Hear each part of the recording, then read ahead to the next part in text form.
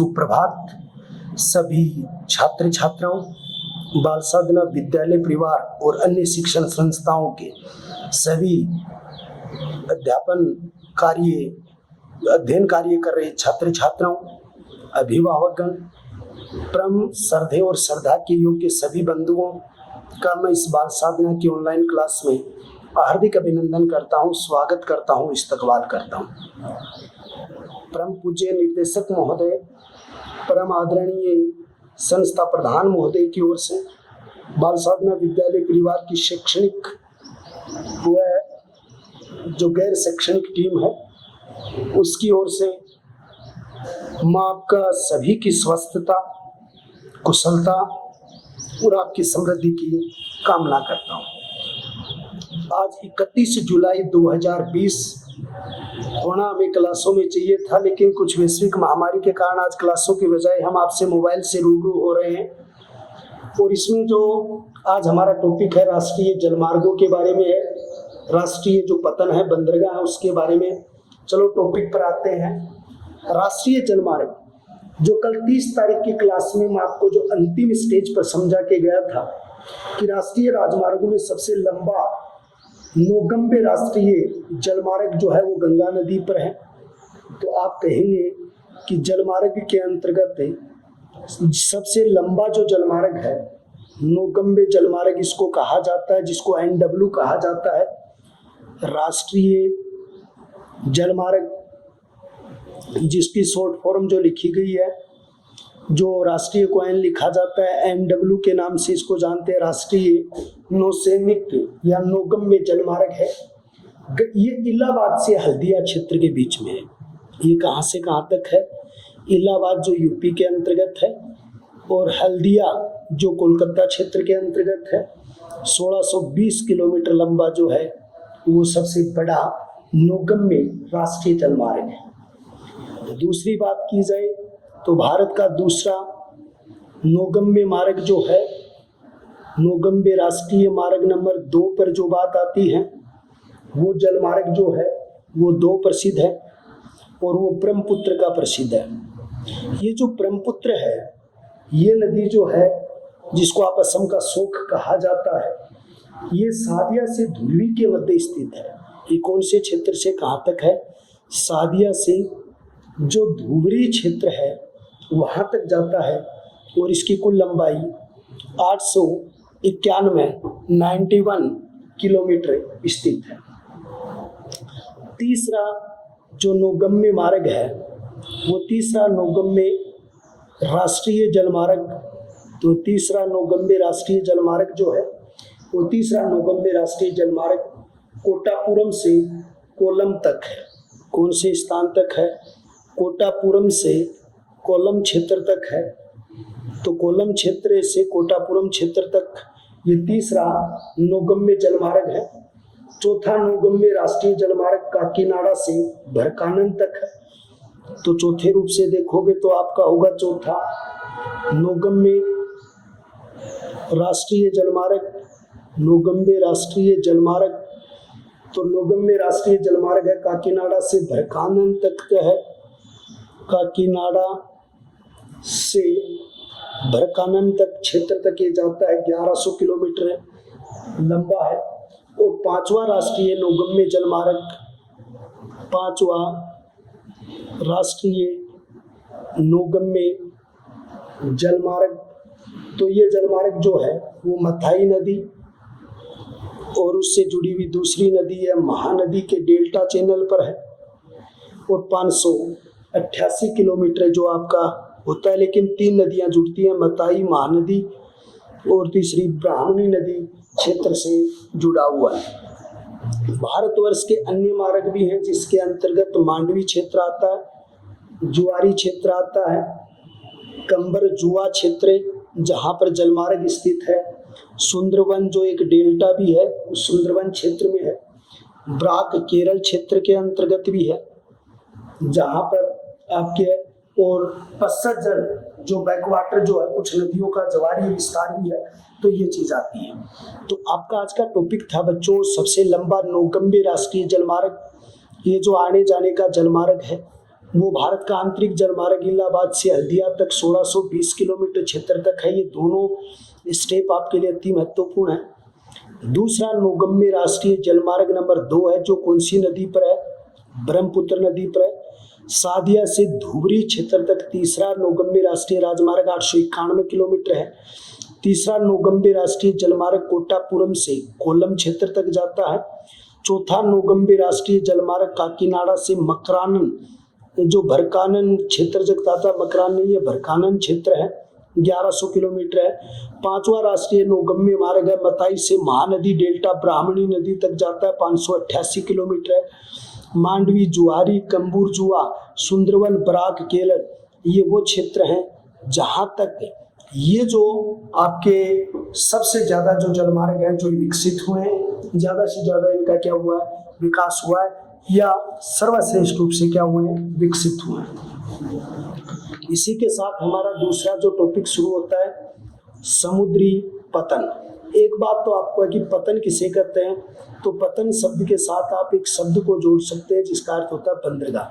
आप इसे समुद्री पतन कहो या आप बंदरगाह कहो। समुद्री पतन के अंतर्गत क्या होता है? समुद्री जहाजों के रुकने। बंदरगाह क्या होता है? समुद्री जहाजों के रुकने।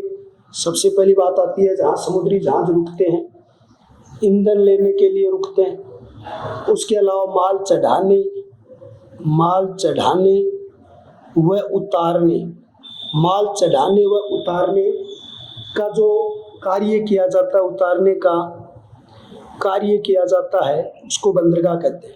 समुद्री जहाजों के रुकने का स्थान, ईंधन लेने का स्थान, माल चढ़ाने का स्थान, उतारने का जो स्थान होता है उसको समुद्री पतन कहते हैं, बंदरगाह कहते हैं।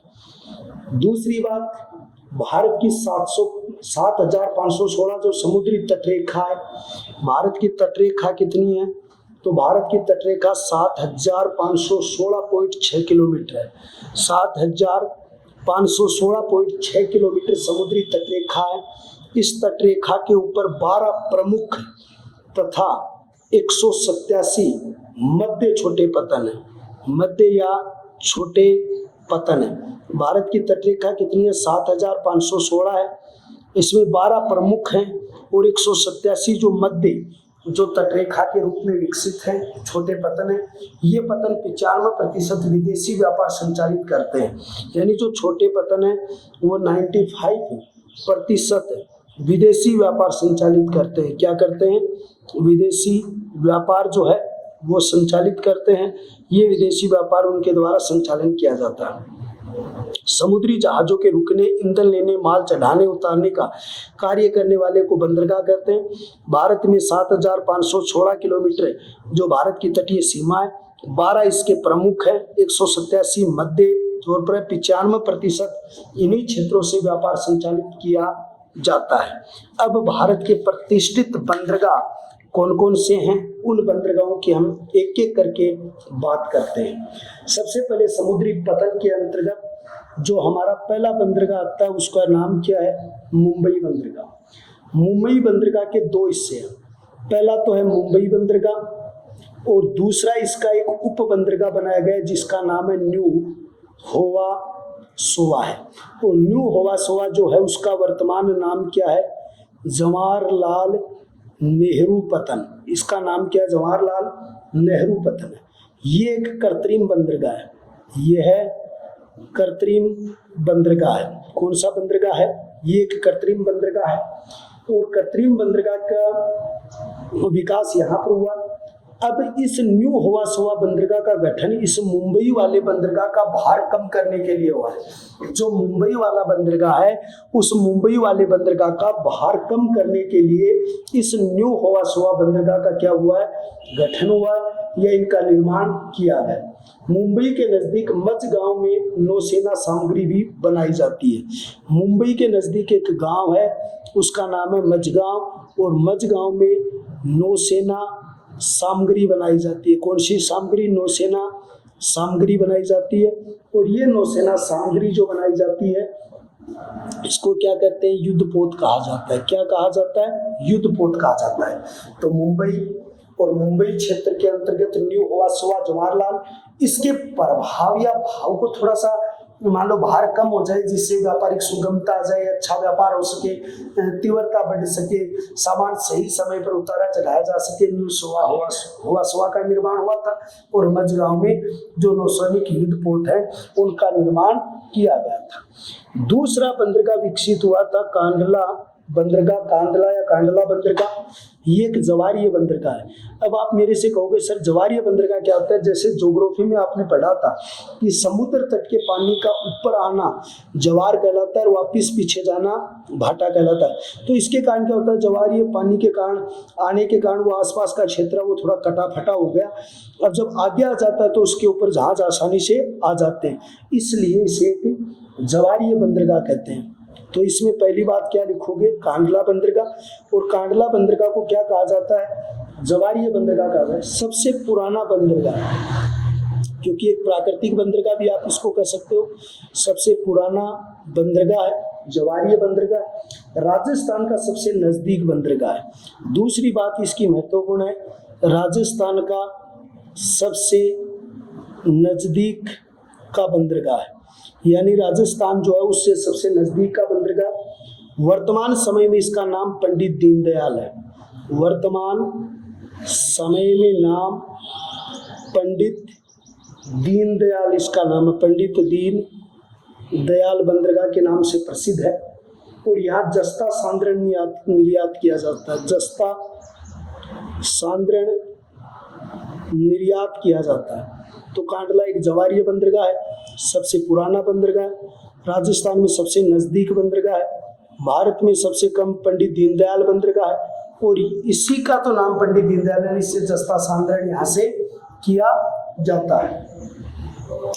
मारम गोवा जो गोवा क्षेत्र का बंदरगाह है, तो आप तीसरा इस पे पढ़ोगे, वो आपका बंदरगाह होगा मारम गोवा बंदरगाह। ये मारम भारत का दूसरा लौह बंदरगाह, भारत का दूसरा लोहा बंदरगाह। अब आप कहोगे सर पहला लोहा बंदरगाह कौन सा? तो मुंबई है, क्योंकि मोटर गाड़ियों का वाहनों का सबसे ज्यादा वहाँ होता है। तो भारत का पहला मुंबई है। और भारत का दूसरा लोहा बंदरगाह है वो मारम गोवा है, जो गोवा में स्थित है। ये एक प्राकृतिक बंदरगाह है। ये है एक प्राकृतिक बंदरगाह है, प्राकृतिक स्वरूप से बना हुआ बंदरगाह। ये लोहा एस्क और बॉक्साइट का निर्यात किया जाता है। इस बंदरगाह से लोहा एस्क व बॉक्साइट का निर्यात किया जाता है।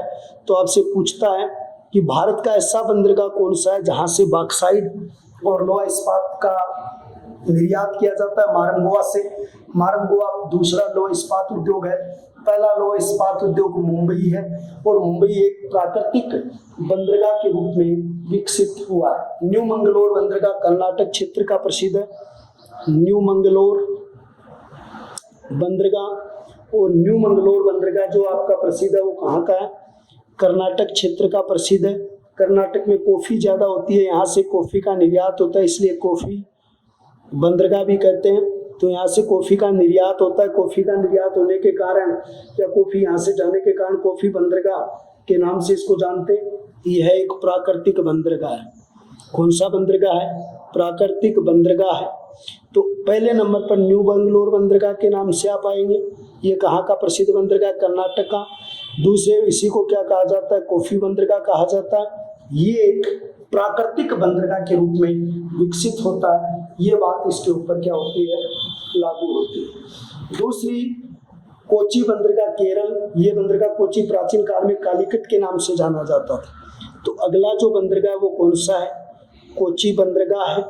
और कोची बंदरगाह एक प्राकृतिक बंदरगाह है। कौन सा बंदरगाह है? प्राकृतिक बंदरगाह है। कोची बंदरगाह जो प्राकृतिक है वो किस राज्य में स्थित है? केरल में स्थित है। इसी बंदरगाह का पुराना नाम क्या है? कालीकट है। मैंने आपको जब पाठ की शुरुआत में जब हिस्ट्री के टॉपिक पढ़ाए थे तो मैंने एक बात आपसे बताई थी कि भारत में सबसे पहले यात्रा पर चला तो कोलंबस था, लेकिन वो तो वेस्ट इंडीज पहुंच गया था, नई दुनिया पहुंच गया था। लेकिन भारत की खोज करने वाले वास्को डिगामा 18 यात्रियों के साथ जब मुनिक नाम के पथ प्रदर्शक, देखो ये सारी चीजें आया, कालीकट बंदरगाह पर पहुंचा था कौन? Vasco da Gama. तो पहला आपसे प्रश्न पूछा जाता है, वास्को डिगामा कहाँ के थे? पुर्तगाल के थे। ये किसका पीछा करते आया था? मुनिक का पीछा करते हुए आया था। और मुनिक का पीछा करते पथ पर इसका रास्ता देख के आया था। कितने सदस्य थे? 18 सदस्य। किसके दरबार में आए थे? जेमोरिन के दरबार में आए थे। और ये जो जेमोरिन है ये हिंदू राजा था। कहाँ का? गुजरात का। ये कहाँ का राजा था? हिंदू राजा था, गुजरात का हिंदू राजा था। उस जेमोरिन के दरबार में ये पहुंचा था। इसे मसाला बंदरगाह कहते हैं। यहाँ से मसालों का सर्वाधिक निर्यात होता है, तो मसाला बंदरगाह इसे कहा जाता है। तो एक बात ये भी आती है कि मसाला बंदरगाह के रूप में कौन प्रसिद्ध है? तो मसाला बंदरगाह के रूप में कोची बंदरगाह जो है वो काफी प्रतिष्ठित रहा है। यहाँ पर डॉकयार्ड में बड़े बड़े जहाज बनाए जाते हैं। यहाँ पर एक जगह है और यहाँ पर डॉकयार्ड में क्या बनाए जाते हैं? डॉकयार्ड में बड़े बड़े जहाज बनाए जाते हैं। बड़े बड़े जहाज बनाए जाते हैं। तो बड़े बड़े जहाज़ों का निर्माण होता है, वो कहाँ होता है? डॉकयार्ड के अंतर्गत होता है। बड़े बंदरगाह बनते। पूर्व तट के बंदरगाह यहाँ पर बहुत प्रसिद्ध हैं। पूर्व तट के बंदरगाह बहुत प्रसिद्ध हैं। और पूर्व तट के बंदरगाह के अंतर्गत सबसे बड़ा बंदरगाह है वो कौन सा है? एनोर बंदरगाह है। कौन सा बंदरगाह है? एनोर। ये भारत का पहला कंप्यूटराइज बंदरगाह है और ये एशियाई विकास बैंक के सहयोग से स्थापित हुआ है। ये किससे स्थापित हुआ है? एशियाई जो विकास बैंक है उसकी सहायता से। ये जो बंदरगाह पड़े ये पश्चिमी घाट के बंदरगाह या पश्चिमी जो साइड है उस पर, जिसमें पहले ऊपर से शुरू होते हो तो मुंबई, जैसे भारत का मानचित्र ये ऐसे भारत का मानचित्र आता है। तो उस भारत के मानचित्र में यहाँ मुंबई आ गया। उसके बाद में यहाँ गुजरात उससे है तो कांडला बंदरगाह, ऊपर कांडला बंदरगाह आ गया, फिर मुंबई आ गया, फिर मारम गोवा आ गया, फिर कर्नाटक न्यू बंगलोर आ गया, फिर कोची केरल बंदरगाह। ये सारे पश्चिमी घाट के। और ये जो एनोर यहाँ से शुरू होता है, जो तमिलनाडु क्षेत्र के अंतर्गत चेन्नई में एनोर बंदरगाह जो पहला कंप्यूटराइज बंदरगाह के रूप से विकसित हुआ। फिर तूतीकोरिन बंदरगाह है जिसको मोती बंदरगाह भी कहते हैं। तो दूसरे नंबर पर आप देखिए कि दूसरा जो बंदरगाह वो कौन सा है? तूतीकोरिन बंदरगाह के रूप में आता है। तूतीकोरिन बंदरगाह। तो तूतीकोरिन बंदरगाह कहाँ का प्रसिद्ध है? इसे आप मोती बंदरगाह भी कहते हैं। मोती बंदरगाह भी कहा जाता है। तो आपसे पूछा जाता है जैसे मसाला बंदरगाह कौन सा हो गया? तो मसाला बंदरगाह कोची बंदरगाह हो गया। लोअर हो गया कौन सा? न्यू मंगलोर हो गया। तो इसी तरीके से आपका जो तूतीकोरिन बंदरगाह है उस बंदरगाह को मोती बंदरगाह कहते हैं। मन्नार की खाड़ी में स्थित है। यहाँ से ग्रेनाइट निर्यात होता है। ये मोती बंदरगाह कौन सी खाड़ी में स्थित है?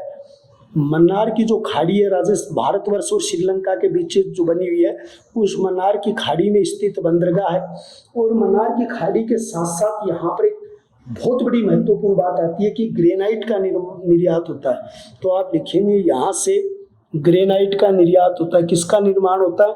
तो यहाँ से आपको लिखना पड़ेगा ग्रेनाइट का निर्यात होता है। तो सबसे ज़्यादा महत्वपूर्ण है कि यहाँ से ग्रेनाइट निर्यात होगा। उसके बाद में आपकी एक चीज होगी चेन्नई तमिलनाडु। चेन्नई तमिलनाडु ये पूर्वी तट का सबसे पुराना बंदरगाह है। ये कौन से तट का? पूर्व तट का सबसे पुराना बंदरगाह है। यानी पूर्व तट का सबसे पुराना क्या है? बंदरगाह है। यहाँ से बॉक्साइट या बायराइट्स का निर्यात होता है। यहाँ से बायराइट का निर्यात होता है या निर्यात किया जाता है। तो तूतीकोरिन बंदरगाह है जिसको आप मोती बंदरगाह कहते हैं, मन्नार की खाड़ी में स्थित है। ग्रेनाइट निर्यात यहाँ से होता है। चेन्नई तमिलनाडु पूर्व तट का सबसे पुराना बंदरगाह है। यहाँ से बॉक्साइट क्या होता है? निर्यात किया जाता है। सॉरी, बॉक्साइट बोल रहा हूँ बेटो बार बार बच्चों, ये बॉक्साइट नहीं बायराइट्स है। ये क्या चीज़ है? बायराइट्स है। इसका निर्यात यहाँ से किया जाता है। विशाखापट्टनम आंध्र प्रदेश अगला जो है वो कौन सा है? विशाखापट्टनम। और विशाखापट्टनम कौन से क्षेत्र में आता है? आंध्र प्रदेश में आता है। तो विशाखापट्टनम आंध्र प्रदेश यह एक प्राकृतिक बंदरगाह है। ये डॉल्फिन चट्टान से घिरा हुआ है। यानी विशाखापट्टनम क्या? यह है एक प्राकृतिक बंदरगाह है। प्राकृतिक बंदरगाह होने के साथ साथ ये डॉल्फिन चट्टान से घिरा है। डॉल्फिन चट्टान से घिरा है, चट्टान से घिरा हुआ है। ये एक प्राकृतिक बंदरगाह है। ये डॉल्फिन चट्टान से घिरा हुआ है, या डॉल्फिन चट्टान है उससे घिरा हुआ क्षेत्र है। गहरे पृष्ठ का बंदरगाह है। दूसरी बात क्या आती है, गहरे पृष्ठ का बंदरगाह है या गहरे पृष्ठ के बंदरगाह के रूप में प्रसिद्ध है। इसे लोहे बंदरगाह भी कहते हैं। जैसे आपने वो न्यू मंगलोर पढ़ा था, उसी तरीके से इसे लोहे बंदरगाह भी कहा जाता है, या लोहे बंदरगाह के नाम से इसको जाना जाता है। मैग्नीज और एल्यूमिनियम का निर्यात होता है। यहाँ से मैग्नीज व एल्यूमिनियम का निर्यात होता है। किसका निर्यात होता है? मैग्नीज व एल्यूमिनियम जो है उसका निर्यात किया जाता है। निर्यात है उसका सबसे ज़्यादा।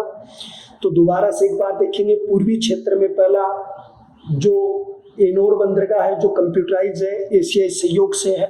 पूर्वी तट का दूसरा बंदरगाह तूतीकोरिन बंदरगाह, जिसको मोती बंदरगाह कहते हैं, मन्नार की खाड़ी में स्थित है।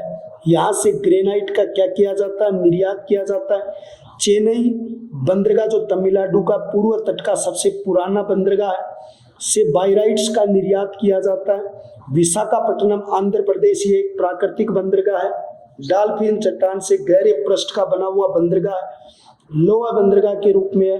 मैग्नीज और एल्यूमिनियम क्षेत्र है वो यहाँ पर क्या किया जाता है? निर्यात किया जाता है, या यहाँ से संपूर्ण रूप से यहाँ से विकसित होता है।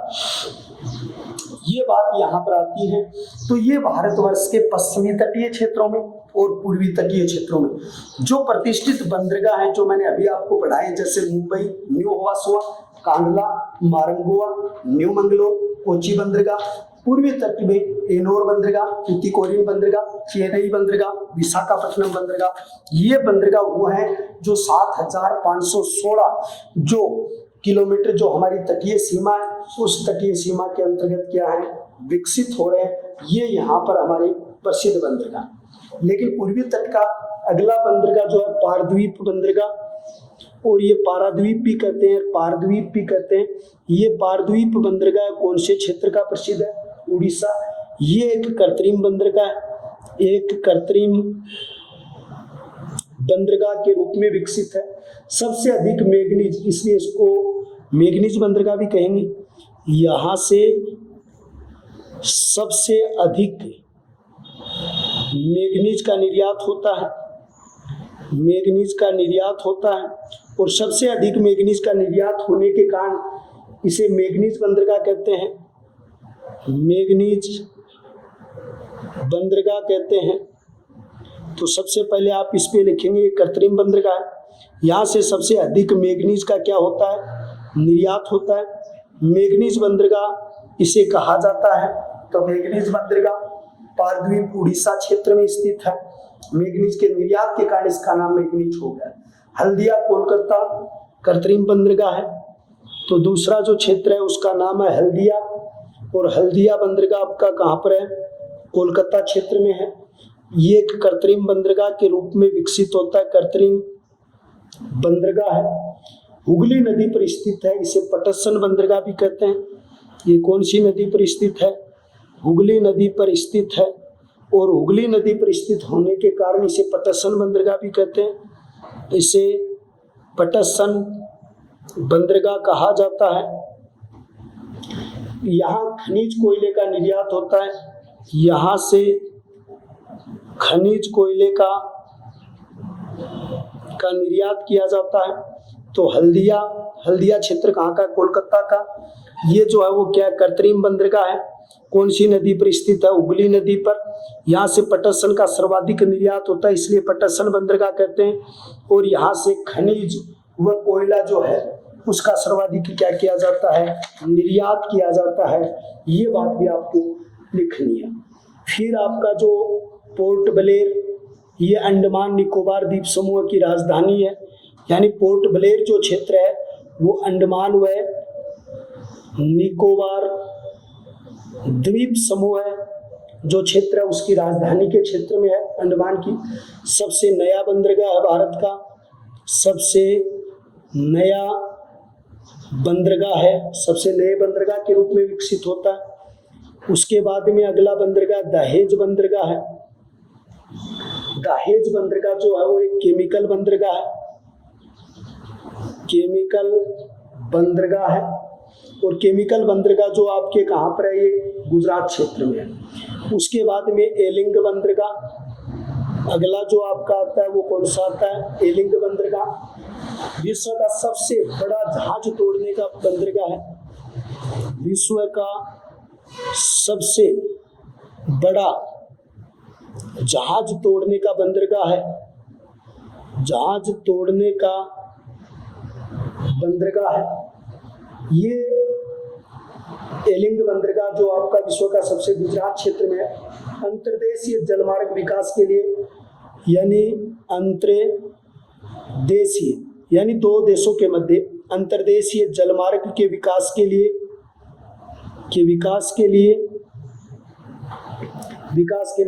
1986 ईस्वी के अंतर्गत, कब आया भाई, 1986 में आंतरिक जल परिवहन प्राधिकरण का गठन किया गया। आंतरिक जल परिवहन प्राधिकरण का गठन किया गया। तो अंतर्देशीय जलमार्ग के विकास के लिए 1986 में आंतरिक जल परिवहन प्राधिकरण का क्या किया गया था, गठन किया गया। कब, 1986 में। तो पोर्ट ब्लेयर अंडमान निकोबार द्वीप समूह पर स्थित है, भारत का सबसे नया और नूतन बंदरगाह है। दूसरा बंदरगाह दाहेज बंदरगाह गुजरात क्षेत्र में स्थित है। भारतवर्ष में इसे एक केमिकल बंदरगाह के रूप से जाना जाता है। एलिंगन बंदरगाह विश्व का सबसे बड़ा जहाज तोड़ने वाले बंदरगाह के रूप में विकसित हुआ है, और अंतर्देशीय दो देशों के बीच जो जलीय मार्गों को बढ़ाने के लिए, व्यापारिक क्षेत्र को बढ़ाने के लिए जो विकसित किया गया है, वो अंतर्देशीय परिवहन प्राधिकरण 1986 में इसका गठन किया गया, विकास किया गया, जिससे अनेक देशों के बीच व्यापारिक संबंध विकसित किए जा सके। इनके लिए ये टॉपिक जो है वो आपकी बढ़ा दिए। मैंने पूरी डिटेल बताई है, आपकी बुक में थोड़ा नॉर्मल दिया हुआ है, फिर भी मैंने पूरी डिटेल बताई है ताकि भविष्य में आप इस तरीके के जो टॉपिक हैं उनको बहुत अच्छा कर सकें और विकसित कर सकें। आप इसमें जो जल परिवहन का टॉपिक मैंने आपको पूरा पढ़ा दिया, सभी बेटे बेटियां इनको अच्छे तरीके से पढ़ेंगे, लगन से इसको तैयार करेंगे और अपने माता पिता के साथ रहते हुए अच्छी पढ़ाई